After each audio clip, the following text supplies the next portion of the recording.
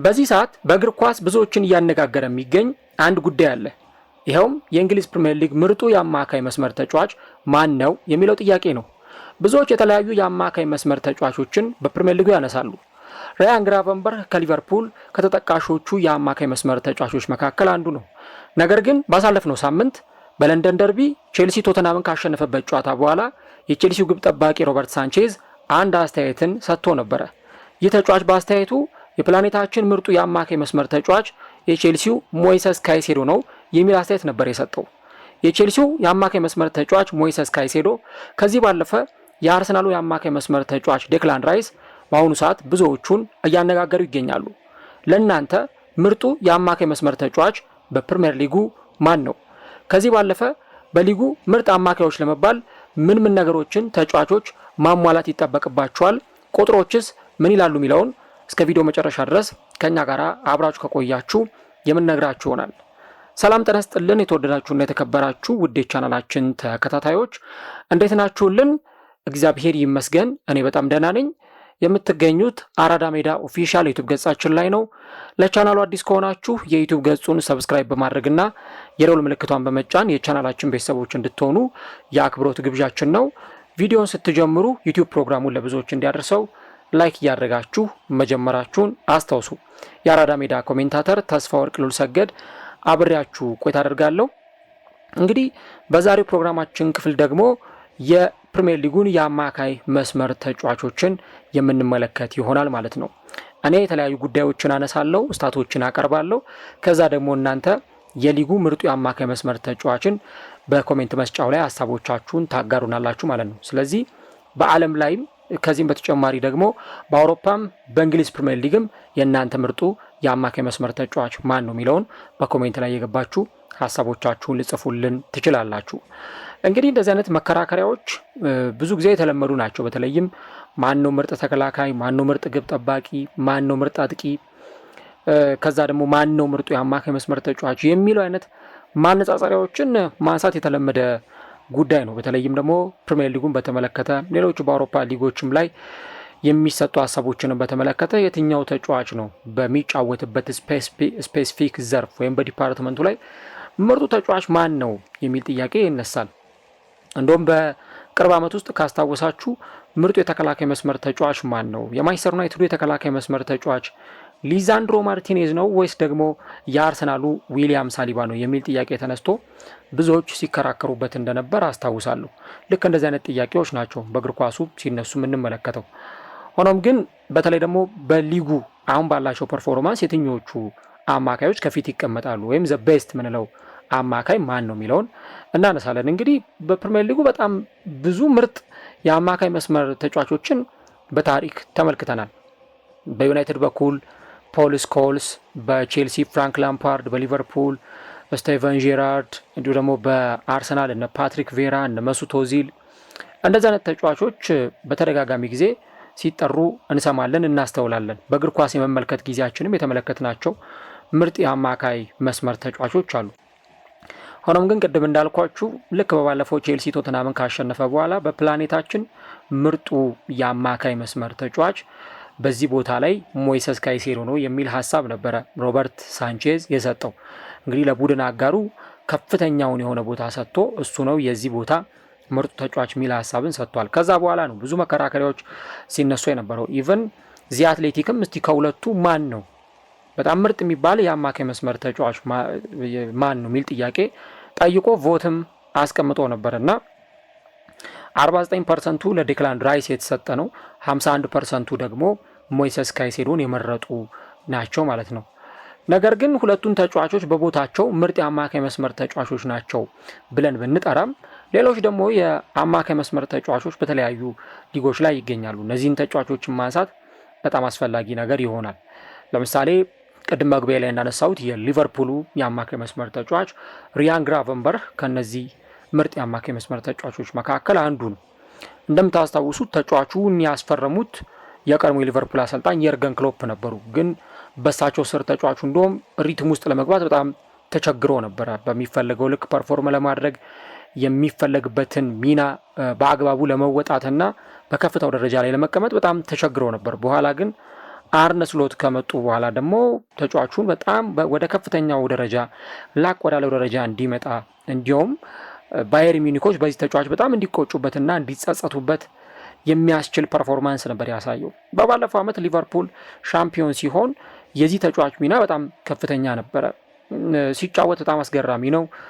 የተከላካይ መስመር ተጫዋቾቹን የሚያግዝበት መንገድ፣ ከዚህ ባለፈ ደግሞ በአዲስ ሮል ወይም ደግሞ በአዲስ ሚና ነበር ሲጫወት የተመለከትነው ተጫዋቹና ከዛ ባለፈ ደግሞ በዚህም የውድድር ዓመትም ቢሆን በ5 ተከታታይ ጨዋታዎች ላይ ሊቨርፑል የመጀመሪያዎቹን ሳምንታት ባሸነፈበት ጊዜ ተጫዋቹ የነበረው ሚና በጣም ከፍተኛ ነበር። እንደውም ይህ የ23 ዓመት ተጫዋች ሜዳ ውስጥ ሲኖርና በጉዳት ምክንያት ወይ በቅጣት ምክንያት ሜዳ ላይ ሳይገኝ ሲቀር ሊቨርፑል አንድ አይነት ፐርፎርማንስ ለማሳየት ይቸገራል። ኢቭን የእሱ አይነት ሚና ያለው ተጫዋች እንኳን ሊቨርፑል ቢኖረው ለምሳሌ ዋታሩ ኢንዶን እዚህ ቦታ ላይ በደንብ እንጠቅሳለን። ግን በደንብ እስካሁን ድረስ ባለው ጥሩ ፐርፎርም እያደረገ የሚገኘው እዛ ክለብ ውስጥ ይህ ተጫዋች እንደውም በሊቨርፑል በአማካይ መስመር ሚና ሪያን ግራቨንበርህ ከመምጣቱ በፊት አሰልጣኝ የርገን ክሎፕ የሚጠቀሙባቸው ተጫዋቾች ነበሩ። እንደነ ዋይናልደም የመሳሰሉ የአማካይ መስመር ተጫዋቾች ነበሩ። እንደነ ፋቢኒዮ የመሳሰሉ ተጫዋቾች ነበሩ እና ሊቨርፑል ከነሱ ያገኘ የነበረውን ነገር ነው እንግዲህ ከዚህ ተጫዋች ያገኘ የሚገኘው እና እንደውም ሊቨርፑል የመጀመሪያዎቹን 5 ሳምንታት በተከታታይ ሲያሸንፍ በቃ ሊቨርፑል አሁንም በሚቀጥለው በዚህኛውም ሲዝን ዋንጫ ማንሳት ቀዳሚ ግምት የተሰጠበት ትክክለኛው ምክንያት ይሄ ነው የሚሉ ሀሳቦች ይነሱ ነበረ። ከዛ ባለፈ ደግሞ በመርሲሳይድ ደርቤ ኤቨርተንን በገጠሙበት ጨዋታ ላይ ጎልና አሲስትም ነበረው እና ደግሞ ከዛ ባሻገር በዚህ በቋሚ 11 ውስጥ ሲሰልፍ በጣም አስገራሚ ብቃቱን ያሳያል። ባለፈውም ሳምንት አስቶን ቪላን ሲያሸንፉ እንዲሁ ተጫዋች በጣም የሚያስገርም ብቃቱን ነበር ያሳየው። የመሀል ሜዳውን ባላንስ በደንብ የሚጠብቅ ተጫዋች ነው። ጎል በዛ ጨዋታ ላይ ያስቆጥሯል። ከዛ ባለፈ ከነ አሌክሲስ ማካሊስተር እና እንዲሁ ደግሞ ከነ ሪያን ግራቨንበርክ ጋር ከነ ዶሚኒክ ሶቦስላይ ጋር የነበረው ጥምረት እጅግ በጣም የሚያስገርም ነው እና ይሄ መሆኑን ተከትሎ ለፕሪሚየር ሊጉ ምርጥ የሚባለው የአማካይ መስመር ተጫዋች ሪያን ግራቨንበርክ ነው የሚሉ ሰዎች እንዲህ አይነት ነጥቦችን ያነሳሉ ወይም እንዲህ አይነት ጉዳዮችን ያነሳሉ ማለት ነው። ከዛ በተጨማሪ ግን ሌሎች ደግሞ ምርጥ የአማካይ መስመር ተጫዋቾችን እዚህ ጋር ማንሳት አስፈላጊ ይሆናል። ዴክላን ራይስ እና ሞይሰስ ካይሴዶ ቅድም እንዳልኩት ነው በከፍተኛ ደረጃ በሊጉ የሚቀመጡ የአማካይ መስመር ተጫዋቾች ናቸው። እንግዲህ ዴክላን ራይስ ከጥር 2024 ጀምሮ ሬጉላር ወይም መደበኛ በሆነ መንገድ የማዕዘን ምቶችንና የቅጣት ምቶችን ማሻገር ወይም የመምታት ኃላፊነት ተሰጥቶት ያንን ማድረግ ከጀመረ ወዲህ 10 ጎል የሆኑ ኳሶችን ከሴት ፒስ አርሰናል በሱ ምክንያት ብቻ እንዲያስቆጥር ማድረግ የቻለ ተጫዋች ነው። ይሄ ለአንድ ተጫዋች ስትመለከቱት ቁጥሩ በጣም ብዙ ነው።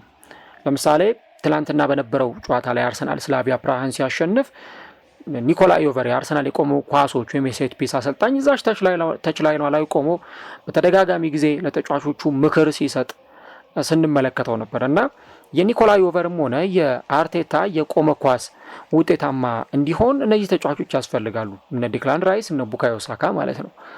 ምክንያቱም ያለ እነዚህ ተጫዋቾች የአርሰናል የቆመ ኳስ ምንም አንድ እርምጃ ሊራመድ አይችልም። ኳሱን የሚያሻሙት የቅጣት ምቶችንም ሆነ የማዕዘን ምቶችንም የሚያሻግሩት እነዚሁ ተጫዋቾች ናቸው እና እንደውም ዴክላን ራይስ ሜዳ ላይ ካልተሰለፈና ሌሎች ተጫዋቾች ይህንን ሪስፖንሲቢሊቲ ሲወጡና ራሱ ደግሞ ዴክላን ራይስ ይህን ኃላፊነት ሲወጣ አንድ አይደለም። በአርሰናል የመሃል ሜዳው የልብ ምት እንደሆነ በዚሁ መንገድ ማንሳት በጣም ተገቢ ነው። ትላንትና በነበረኝ ፕሮግራም ላይ አንስቼዋለሁ። በአርሰናል በለውጡ መንገድ በተለይ አርቴታ ክለቡን ከተረከበ ጊዜ ጀምሮ ኤዱ ጋስፐር ስፖርቲንግ ዳይሬክተር በነበረበት ጊዜ አሁንም ደግሞ አንድሪያ ቤርታ የክለቡ ስፖርቲንግ ዳይሬክተር ሆኖ ከመጣ በኋላ በክለቡ በጣም ምርጥ የሚባሉ ፊርማዎችን ተመልክተናል።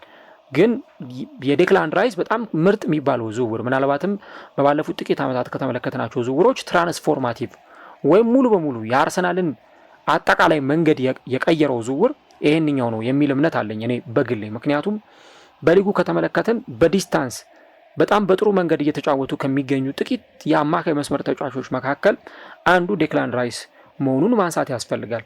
የመጣበትን ሲዝን እናስታውሳለን። የሚወጣው ሚና በጣም ያስገርም ነበረ። ከግራኒት ዣካ እና ከቶማስ ፓርቴ ጋር ነበር በዛ ሲዝን ላይ የተጣመረው እና መሃል ሜዳውን የሚያካልል ከሳጥን ሳጥን የሚሮጥ በፍጹም የማይደክም ኳሶችን የሚያቀብል የሚከላከል ታክሎችን የሚወርድ አይነት ተጫዋች ነው። እንደውም የትልልቅ ጨዋታዎችም ተጫዋች እንደሆነ ይነገርለታል። ለምሳሌ በመጣበት አመት አርሰናል ማንቸስተር ዩናይትድን 3-2 በሆነ ውጤት 3-1 በሆነ ውጤት ያሸነፈበትን የጨዋታ መርሃ ግብር ታስታውሳላችሁ። እንግዲህ እዛ ጨዋታ ላይ ሁለተኛዋን ጎል ከማዕዘን ምት ሲሻገር ያስቆጠረው እሱ ነበረ።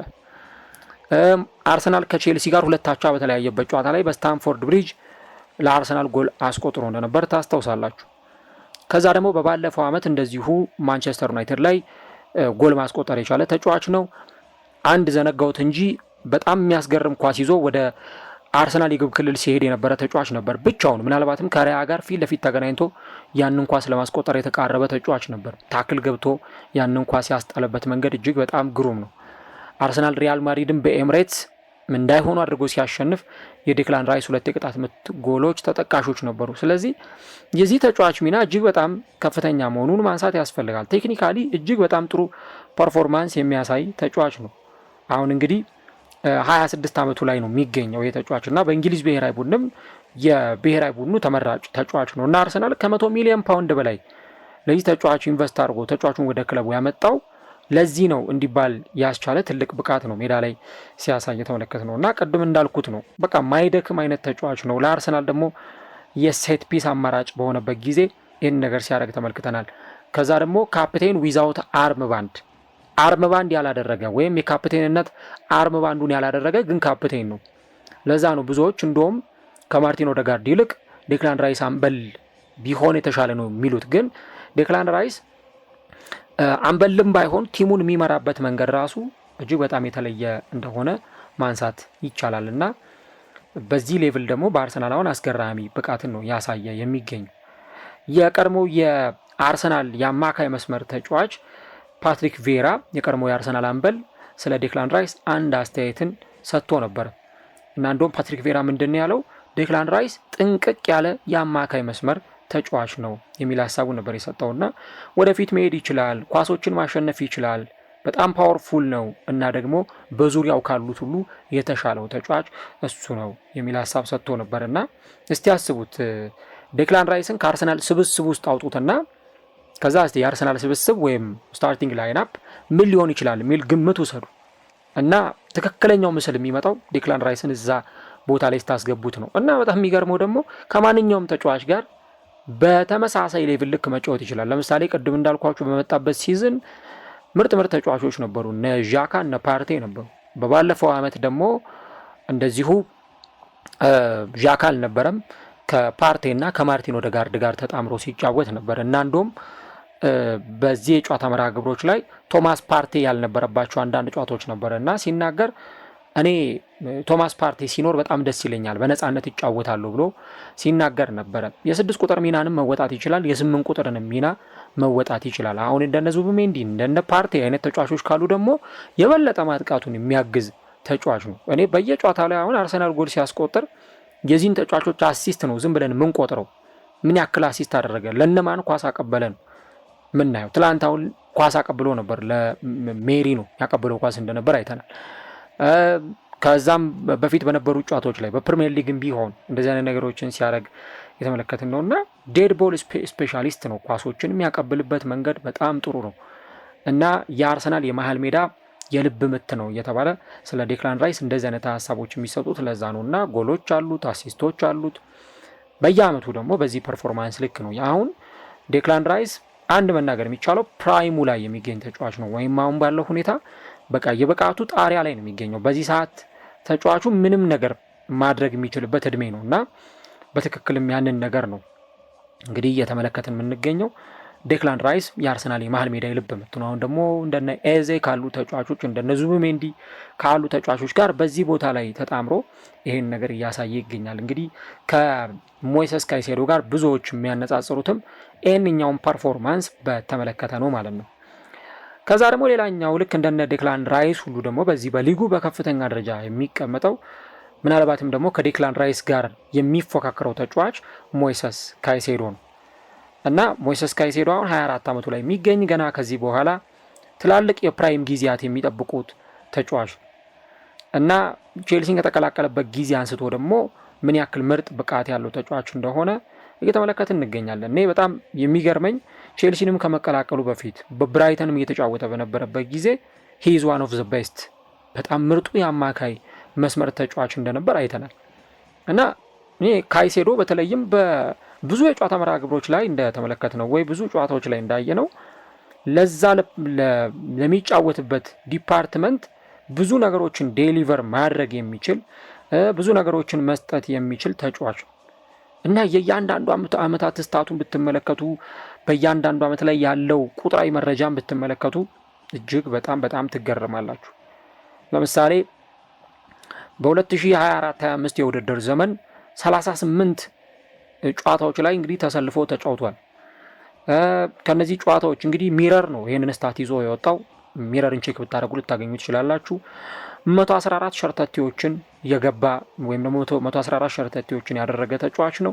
ኳሶችን በማቀበል ረገድ 90.2% የተሳካለት ኳሶችን ማቀበል የቻለ ተጫዋች ነበር። ይሄ እንግዲህ ምን ያክል በጣም ግሩም ቁጥር ወይም ደግሞ አስገራሚ ቁጥር እንዳለውም በደንብ አድርጎ የሚያሳይ ነው ማለት ነው።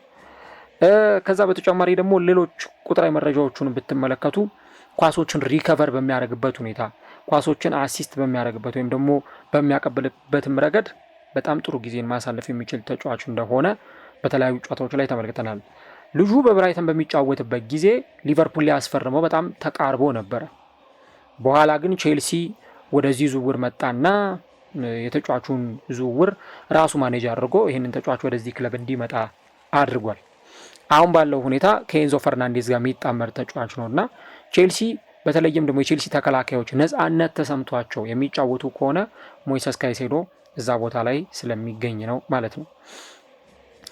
ከዛ ባለፈ እንግዲህ ይሄ ክለብ ከ100 ሚሊዮን ፓውንድ በላይ የሚያወጣው ተጫዋቹ ምን አይነት አስገራሚ ብቃት እንዳለው ስለሚታወቅ ነው። ለምሳሌ ባለፈው ሳምንት ከቶተንሃም ጋር በተደረገው ጨዋታ ላይ ቼልሲ ብዙ ኳስ ሞክሮ ብዙ ጎል እንዲያስቆጠር ተጠብቆበት ግን ያስቆጠረው አንድ ጎል ብቻ ነው። ግን ያችንም አንድ ጎል ያገኙት በሞይሰስ ካይሴዶ አማካኝነት እና ካይሴዶ በጣም በማይጠበቅበት ቦታ ላይ ይገኝና ኳሶችን ሊያስጥል ይችላል። አሁን ለምሳሌ በዛ ጨዋታ ላይ ኳስ ያስጣለበትን ሁኔታ ስትመለከቱ እጅግ በጣም የሚያስገርም ነው። ኦልሞስት ሳጥን ውስጥ ተገኝቶ ነው ይሄንን ኳስ የተቀበለውና ከዛ ኳሱን ለዣኦ ፔድሮ ያቀበለው። ዣኦ ፔድሮም በጣም በግሩም ሁኔታ ይሄንን ኳስ ወደ ጎልነት ቀይሮታል። በቼልሲ ታሪክ ደግሞ ምርጥ የሚባሉ የአማካይ መስመር ተጫዋቾችን እናስታውስ ነበር። ክላውድ ማኬሌሌ ከነዚህ ግሩም የአማካይ መስመር ተጫዋቾች መካከል አንዱ በቼልሲ እግር ኳስ ክለብ ውስጥ ከተመለከትናቸው አማካዮች። ሌላው ደግሞ ንጎሎ ካንቴ ነው። እኔ ንጎሎ ኮንቴ በጣም የሚያስገርም ተጫዋች ነው። እንደውም አርሰን ቬንገር በአንድ ቃለ መጠይቅ ላይ ስለዚህ ተጫዋች ሲናገሩ የሆነ ወቅት ላይ እኮ ላስፈርመው ነበረ ገና ማንም ሳያውቀው ዓለም ላይ እንደ ትልልቅ የሚባሉ የእግር ኳስ ሰዎች እንኳን ሳያውቁት እዛ በሀገሩ የሚጫወት አንድ ተጫዋች ነበረ፣ የሆነ ዲቪዥን ውስጥ የሚጫወት ተጫዋች አለ ብለው ሰዎች ለእኔ ሪኮመንድ አድርገውኝ ነበር የሚል ሀሳብ ሲሰጡ ነበር። እና እንደውም እኔ ካላስፈረምኳቸው ተጫዋቾች በጣም የሚጸጽቱኝ ሁለቱ ናቸው፣ ክሪስቲያኖ ሮናልዶ እና ንጎሎ ኮንቴ ናቸው ብለው ሲያነሱ ነበር። እና እንደውም ኮንቴም በጣም ማስፈረም ይችል ነበር ብለው ሲናገሩ ነበር። ሶ አሁን ከንጎሎ ኮንቴ በኋላ ቼልሲም ያገኘው ምርጥ የ6 ቁጥር ተጫዋች በቦታው ድንቅ ብቃትን እያሳየ የሚገኘው ተጫዋች ሞይሰስ ካይሴዶ ነው። በቃ ሁሉንም ነገር የሚያደርግ ታክል የሚወርድ በሉት ኢንተርሴፕት የሚያደርግ ኳሶችን ብሎክ የሚያደርግ የሚያቋርጥ ረጃጅም ኳሶች፣ አጫጭር ኳሶች የሚያቀብል በጣም ፈጣን የቡድኑን መከላከል የሚያግዝ ከዛ ደግሞ ጎሎችን ስኮር የሚያደርግ ከርቀት ኳሶችን መጥቶ ማስቆጠር የሚችል እነነት አቅም ያለው ተጫዋች እና ደግሞ ገና እድሜው 24 ዓመቱ ላይ እንደሚገኝ ስታስቡ ብዙ ነገሮችን እንድታነሱ ያስገድዳቸዋል። እና እንግዲህ እነዚህ ተጫዋቾች በፕሪሚየር ሊጉ በጣም ተፎካካሪ የሚባሉ ናቸው። አሁን ማን ነው የሚበልጠው የሚል አይነት ክርክርም የተነሳው ለዚህ ነው። ካይሴዶ ነው የሚበልጠው ወይስ ደግሞ የአርሰናሉ ዴክላን ራይስ ወይስ የሊቨርፑሉ ሪያን ግራቨንበርግ የትኛው ተጫዋች ነው የተሻለ ወይም ደግሞ በሊጉ ምርጡ ተጫዋች የሚሉ ነገሮች የሚነሱት ለዛ ነው። እንግዲህ እኔ ስታቱን ነው ማቀርበው ብያችሁ የለ እኔ እነዚህ ነገሮች ለእናንተ ነግራችኋለሁ። እናንተ ደግሞ ከነዚህ ስታቶች ተንተረሳችሁ ከዛ ደግሞ ከምታዩት እይታ አንጻር ተነስታችሁ የራሳችሁን ሀሳብ ልታስቀምጡልን እንችላላችሁ። ግን ሌሎች ተጫዋቾችንም ማንሳት በጣም አስፈላጊ ነገር ነው። ሌሎች ተጫዋቾችም አሉ በዚሁ በፕሪሚየር ሊጉ ሲጫወቱ የምንመለከታቸው። እናም እነዚህን ተጫዋቾች ማንሳት በጣም ተገቢ ነገር ይሆናል ማለት ነው። ነገር ግን ከነዚህ ተጠቃሽ ተጫዋቾች መካከል ምናልባትም ደግሞ ተለቅ ባለ ክለብ ደረጃ ሲጫወት የምንመለከተው ብሩኖ ፈርናንዴዥን ነው። እንግዲህ ብሩኖ ፈርናንዴዥ ምናልባትም ከዘንድሮ ውድድር ዓመት በኋላ ከማንቸስተር ዩናይትድ ይለቃል ወይስ አይለቅም የሚለው ነገር እስካሁን ድረስ አነጋጋሪ ሆኖ ነው እየቀጠለ የሚገኘው። 31 ዓመቱ ላይ ይገኛል። ነገር ግን ያለፉትን ዓመታት ማንቸስተር ዩናይትድ ጥሩ ባልነበረባቸው ጊዜያትም ቢሆን የዚህ ተጫዋች ሚና በጣም ትልቅ ነው። እንደው ከዩናይትድ ምርጥ ተጫዋች እናውጣ ብለን ካልን ያለፉትን ዓመታት ለብቻው ተነጥሎ መውጣት የሚችለው ይሄ ተጫዋች ነው። ዩናይትድ የሆኑ የዝቅታ ጊዜያቶች ነበሩት። ያ የዝቅታ ጊዜ እንዳይከፋ ማድረግ የቻለውም የነበረ ተጫዋች ብሩኖ ፈርናንዴዥ ነው። ይሄ ተጫዋች እዚህ ስብስብ ውስጥ ባይኖር በጣም አስቸጋሪ ሊሆን ይችል ነበር እና እንደውም እኔ ለማየት እመኝ የነበረው ጥሩ ማንቸስተር ዩናይትድ በነበረበት ጊዜ ማንቸስተር ዩናይትድ በከፍታው በሚፎካከርበት በነበረ ጊዜ እዛ ቦታ ላይ ብሩኖ ፈርናንዴዥን ብንመለከት ከሌሎች ተጫዋቾች ጋር ምን አይነት ኬሚስትሪ ሊኖረው እንደሚችል ማሰብ እንችል ነበር እና ተጫዋቹ በጥር 2020 ክለቡን ከተቀላቀለ በኋላ በፕሪሚየር ሊጉ የእሱን ያክል የግብ ዕድል የፈጠረ ተጫዋች የለም። እንደ ኦፕታ ስታት ከሆነ 566 የግብ ዕድሎችን መፍጠር የቻለ ተጫዋች ነው። እንግዲህ አስቡት በዩናይትድ እነማን ናቸው አጥቂ የነበሩት እሱ ሲጫወት በነበረባቸው ጊዜያት፣ አሁንም ባለው ጊዜ ሁሉ የአጥቂ መስመር ተጫዋቾቹ እነማን ናቸው የሚል ነገር እናነሳለን። ኢቨን ከነ ኬቨን ደብሩይነም በላይ መቀመጥ የሚችል ተጫዋች ነው። ለምሳሌ ኬዲቢን ብትመለከቱ ከዚህ ቀደም በማንቸስተር ሲቲ ሲጫወት የምናውቀው አማካይ ማለት ነው 432 የግብ ዕድሎችን ነው መፍጠር የቻለው ያውም ከብሩኖ ፈርናንዴዥ በፊት ነው በማንቸስተር በእንግሊዝ ፕሪሚየር ሊግ ሲጫወት የምናውቀው እና እንደዛም ሆኖ በጣም ያለው ቁጥርን ስትመለከቱት ከከፍተኞቹ መካከል አንዱ ነው። ብሩኖ ፈርናንዴዥ ግን ከኬቨን ደብሩይነም ላቅ ባለ ሁኔታ መቀመጥ ይችላል ማለት ነው። ከዛ ውጭ ደግሞ በኦፕን ፕሌይ ወይም ደግሞ በክፍት ጨዋታዎች እድል በመፍጠር ረገድ ካያችሁት ሞሳላ 364 ነው። ብሩኖ ፈርናንዴዥ ደግሞ 428 ነው ማለት ነው። ከዛ ውጭ ደግሞ አሲስቶችን በማድረግ ረገድ ካያችሁት 58 አሲስቶችን ማድረግ ችሏል። ይሄም በሊጉ ካሉ ትልልቅ ተጫዋቾች ተርታ ስሙ እንዲጠራ ያደርገዋል። ሞሳላ 64፣ ኬቨን ደብሩይነ 58 አሲስቶችን ነው ማድረግ የቻሉት። ከዛ ደግሞ 64 ጎሎችን ማስቆጠር ችሏል ለማንቸስተር ዩናይትድ እና ምን አይነት ወርልድ ክላስ የሆነ ተጫዋች እንደሆነ በዚሁ አጋጣሚ ማንሳት ያስፈልጋል። ከዛ ውጭ ደግሞ ብዙ ጨዋታዎችን አድርጓል። ከ300 በላይ ጨዋታዎች ለማንቸስተር ዩናይትድ ማድረግ የቻለ ተጫዋች ነው እና በባለፈውም ቢሆን 300ኛ ጨዋታውን ሲያከናውን ምን አይነት ስሜት እንደነበረም ጭምር ተመልክተናል እና በእያንዳንዱ ሲዝን ላይ ብሩኖ ፈርናንዴዥ የሆነ አንዳንድ የሚነሱበት ጥያቄዎች ቢኖሩም የሆነ አንዳንድ የሚነሱበት አከራካሪ ነገሮች ቢኖሩም ግን ደግሞ ሜዳ ላይ እስካለ ድረስ ለማንቸስተር ዩናይትድ ያለውን የተሻለ ነገር ፐርፎርም ከማድረግ ወደ ኋላ አይልም። ከዛ ውጭ በፖርቱጋል ብሔራዊ ቡድንም ሲጫወት እናየዋለን። እኔ እንደውም በፖርቱጋል ብሔራዊ ቡድን በየጨዋታው ላይ ያው አሉ እሱ በጣም ምርጥ ፐርፎርማንሱን የሚያሳይባቸው ግን አንዳንዶቹ ጨዋታዎች ላይ ምርጡን ብሩኖ ፈርናንዴዥ ለማየት እንቸገራለን እና ካለው አቅም አንጻር በጣም ትልቅ ሌቭል ላይ የሚገኝ ተጫዋች ነው። ግን ደግሞ ማንቸስተር ዩናይትድ ያለፉትን ዓመታት ጥሩ አለመሆኑ በየአመቱ ዩናይትድ ስትራግል የሚያደርግ ቡድን መሆኑ ወደ ፎርም ለመምጣት ስትራግል እያደረገ መምጣቱ ነው ብሩኖ ፈርናንዴዥን በዛ ልክ ስሙን እንዳናነሳ የሚያደርገን እንጂ በጣም የሊጉ ምርጡ አማካይ ተጫዋች መሆኑን እዚህ ጋር ማንሳት ያስፈልጋል። አሁን ደግሞ ከነ ብሪያን ሙቤሞ ከነ ማቴዎስ ኩኛ ጋር ጥሩ ጥምረት እያደረገ ነው የሚገኘው። እንግዲህ በዚህ አመት ከነዚህ ተጫዋቾች ጋር ምን አይነት ጥምረት ሊያሳይ ይችላል የሚለው ይጠበቃል። ከዛ ውጭ ሌሎች ተጫዋቾች አሉ። ምናልባት ያው ያረሳ ነው ሮድሪ በማንቸስተር ሲቲ በኩል በጣም ምርጥ የሚባለው ተጫዋች ነው። አሁን እንግዲህ ወደ 30ዎቹ ተጠግቷል። 29 ዓመቱ ላይ ነው የሚገኘው። ባለንዶር ያሸነፈ የአማካይ መስመር ተጫዋች ነው። ምንም የቀረው ነገር የለም። ሁሉንም ነገሮች አሳክቷል። ከማንቸስተር ሲቲ ጋር 4 የፕሪሚየር ሊግ ዋንጫዎችን ማሳካት የቻለ ተጫዋች ነው። ከዛ ባለፈ የአውሮፓ ዋንጫን አሸንፏል ከስፔን ብሔራዊ ቡድን ጋር። እንዲሁ ደግሞ በትልቁ የአውሮፓ ቻምፒየንስ ሊግ ዋንጫን ማሸነፍ የቻለ ተጫዋች ነው። እሱ ሲኖርና እሱ ሳይኖር አንድ አይደለም የማንቸስተር ሲቲ ፐርፎርማንስ በፍጹም እና እንደውም ባለፈው አመት በአርሰናሉ ጨዋታ ላይ ሲጎዳ አንድ ሀሳብ ነበረ እየተሰጠ የነበረው። ስፔሻሊ ፔፕ ጓርዲዮላ አርሰናል ቢያሸንፈኝ እመርጥ ነበረ ሮድሪ ከሚጎዳብኝ ይልቅ የሚል ሀሳብ ነበር የሰጠውና የሮድሪ መጎዳት ብዙ ነገሮችን በሲዝኑ እንዳመሰቃቀለበት ብዙ ነገሮችን እንደረበሸበት በእንደነት ሁኔታዎች ብዙ ነገሮችን ስናይ ነበረ። የዚህ ተጫዋች በዚህ ቡድን ውስጥ መኖር ለማንቸስተር ሲቲ የሚሰጠው ጠቀሜታ በጣም ከፍተኛ ነው። የውድድር ዓመቱ ላይም ደግሞ ምናልባት እንግዲህ ከዘንድሮ ውድድር ዓመት በኋላ በማንቸስተር ሲቲ ላይቆይ ይችላል፣ ወይም ደግሞ ማንቸስተር ሲቲዎች ተጫዋቹን እንዲቆይ ሊያደርጉት ይችላሉ። ፔፕ ጓርዲዮላ እና ከዛ የሌሎቹ ውሳኔ ይሆናል ማለት ነው። ከዛ ውጭ ግን በተለይ ደግሞ ፋክቱን ከሆነ የተመለከታችሁ ተጫዋቹ ፊት ሆኖ ይገኝ እንጂ በፊትነሱ ደረጃ በፊትነሱ ሌቭል ላይ ይገኝ እንጂ ቅድም ካነሳናቸው ከነ ራይስ ከነ ካይሴዶ ጋር በደንብ በከፍተኛ ደረጃ መፎካከር የሚችል ምክንያቱም የእሱ አለመኖር ምን ያክል የማንቸስተር ሲቲን የአማካይ መስመር ሲያጎለው እንደነበር ስናይ ነበር እና መዘንጋት የሌለበት ተጫዋች መሆኑን እዚህ ጋር ማንሳት ያስፈልጋል ማለት ያክል ነው። ከዛ ሌሎች ተጫዋቾች አሉ። ለምሳሌ አዳም ዋርተን የወደፊቱ ምርጡ ተጫዋች በክሪስታል ፓላስ፣ ዶሚኒክ ሶቦዝላይ በሊቨርፑል፣ እንዲሁ ደግሞ ከዛ ባለፈ ሌሎች ተጫዋቾችም ይነሳሉ። ሳንድሮ ቶናሊ በኒውካስል ዩናይትድ፣ ኤልዮት አንደርሰን በኖቲንግሃም ፎረስት የሚነሱ ተጫዋቾች ናቸው።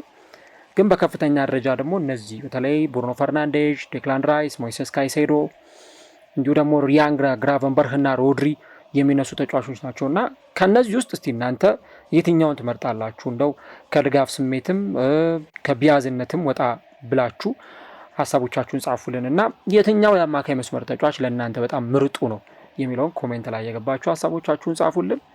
እንግዲህ በሊጉ እነዚህ ምርጥ አማካዮች ደግሞ በየክለቦቻቸው ምን አይነት ፐርፎርማንስ እያሳዩ እንደሚገኙ እየተመለከትን እንገኛለን። ምናልባትም ግን ያው ሁሉም ሰው የየራሱ የሆነ ምርጫ ይኖረዋል። የተለያዩ ደጋፊዎች የየራሳቸው ምርጫ ይኖራቸዋል እና እናንተም እስቲ ምርጫዎቻችሁን በኮሜንት ላይ የገባችሁ ልታጋሩ ትችላላችሁ።